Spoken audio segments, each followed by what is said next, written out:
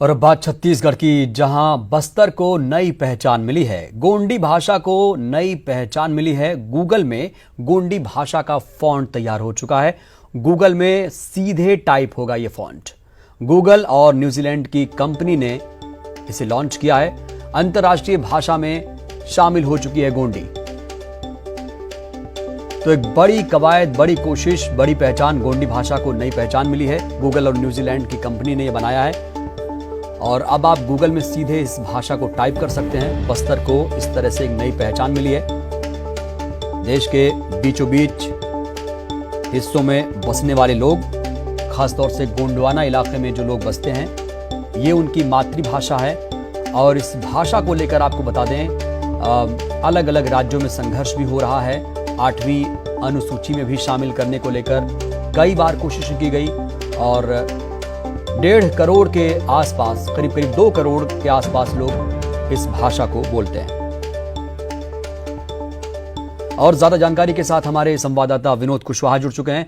विनोद, इसे कैसे देखा जाए, क्योंकि गोंडी भाषा को एक नई पहचान मिली है और गूगल में गोंडी भाषा का फॉन्ट तैयार हो चुका है, अब सीधे टाइप होगा। बिल्कुल, देखिए इंटरनेट पर और गूगल पर ये बड़ी आसानी से अब टाइप की जा सकेगी। और सबसे बड़ी चीज ये कि बस्तर को एक नई पहचान जो है इसके माध्यम से मिली है। और खासतौर से जो आजकल की युवा पीढ़ी है, क्योंकि अगर हम बस्तर की बात कर लें तो बस्तर के जो रूरल एरियाज हैं वहां पर तो भले ही गोंडी बोली जो है वो बोली जाती हो, लेकिन अभी तक ये आम बोलचाल की भाषा में नहीं थी, लोगों के बीच में नहीं थी। और उसे पहचान दिलाने के लिए जो बस्तर की युवा हैं वो एक प्लेटफॉर्म उनको मिल सके, वो इसकी उपयोग कर सके, तो इन तमाम चीजों में बड़ी आसानी होगी। और बस्तर की पहचान अब ये कह सकते हैं कि बल्कि 7 समुंदर पार, हालांकि संस्कृति को लेकर के बस्तर की पहचान रही है, लेकिन भाषा में जो दिक्कतें थी उन तमाम चीजों को पार करते हुए एक अलग पहचान जो है वो बस्तर ने अपनी कामयाबी के तौर पर ये कर लिया। तो ये कह सकते हैं आने वाले समय में बस्तर को एक बड़ा प्लेटफॉर्म मिलेगा। यहाँ बिल्कुल, आने वाले वक्त में बस्तर को एक बड़ा प्लेटफॉर्म, नई पहचान मिलेगी। आप बने रहिएगा हमारे साथ। विनोद, इस वक्त समाज सेवी शुभ्रांशु चौधरी साहब भी जुड़े हैं। शुभ्रांशु जी, बहुत बहुत स्वागत न्यूज़ 18 में। बहुत धन्यवाद जी।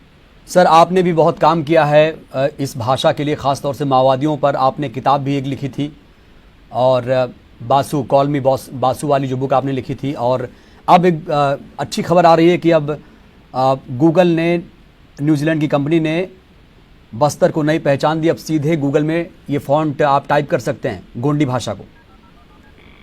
जी, ये प्रयास काफी दिनों से चल रहा था। जैसा कि आप जानते हैं कि फॉन्ट जो नॉन यूनिकोड फॉन्ट होते हैं वो तो गूगल में, गोंडी में भी थे, वो पिछले कई सालों से कई बने हुए हैं।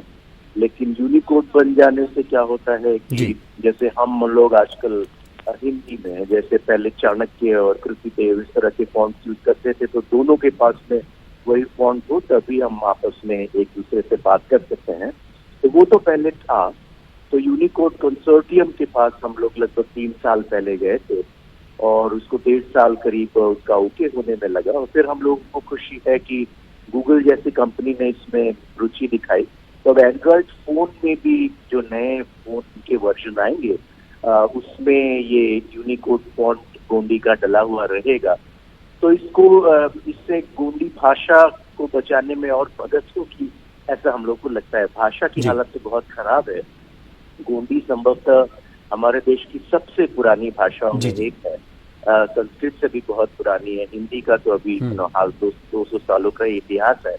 तो गोंडी एक ऐसी भाषा है जिसकी खुद की लिपि है, एक नहीं 2 लिपि है। हिंदी की कोई लिपि नहीं है, अंग्रेजी की कोई लिपि नहीं है। तो ये हमारी समृद्धि है, ये हमारी पहचान है। बिल्कुल शुभ्रांशु जी, यहीं पर एक बड़ा सवाल खड़ा हो जाता है कि जब इतनी पुरानी भाषा है, करीब 5000 साल पुराना इसका इतिहास रहा है। मोहनजोदड़ो, हड़प्पा से लेकर ये भाषा निकली है और वहाँ से इसका भी इतिहास मिलता है। तो ऐसी क्या वजह है कि ये मातृभाषा जो व्यापक इलाके में बसे लाखों करोड़ों लोग बोलते हैं, अपनी आखिरी सांसें भी गिन रही है? अब ये तो आपने एक राजनीतिक प्रश्न पूछ दिया। हर प्रदेश, हर भाषा को राज्य मिला। मैं बंगाली हूँ, उनको बंगाल मिला, गुजरातियों को गुजरात मिला। गोंडी बोलने वाले लोगों को गोंडवाना नहीं मिला। ये प्रश्न भी फिर पूछना चाहिए। तो भाषा एक बहुत ही प्राथमिक चीज है समुदाय समाज को बचाने के लिए 1.2 करोड़ गोंड आदिवासी रहते हैं, ऐसा 2011 का सेंसस जी जी। बताता है। लेकिन गोंडी में एक भी कम्युनिकेशन प्लेटफॉर्म नहीं है। ऑल इंडिया रेडियो, जो कि हमारे देश का एकमात्र रेडियो स्टेशन है, क्योंकि जंगल और पहाड़ के इलाकों में तो सिर्फ रेडियो ही पहुंचता है, एक भी गोंडी में न्यूज बुलेटिन नहीं करता है। जबकि संस्कृत, जो कि गोंडी के बाद की भाषा है, उसमें कुछ 24,000 लोगों ने 2011 में कहा था, उसमें बहुत सारे न्यूज बुलेटिन होते हैं।